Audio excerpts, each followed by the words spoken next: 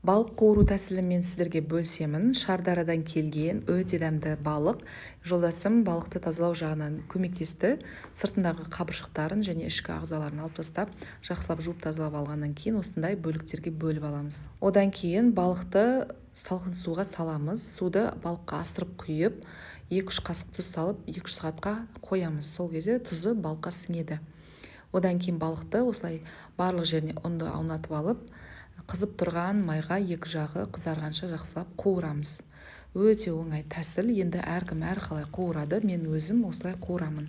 Сіздер де осылай қуырып көріңіздер. Және де балық аптасына кем дегенде 1 рет жеп тұрған өте пайдалы, өйткені балықта өте көп витаминдер бар. Қуырылған балықпен пияз өте керемет үйлеседі. Пиязға уксус және де қызыл бұрышты салып жақсылап араластырамыз, сонымен дайын болады. Егер де сіздерге видео рецепт ұнаса, видеоға лайк басып, пайдалы парақшама тіркеліп алуды ұмытпаңыздар.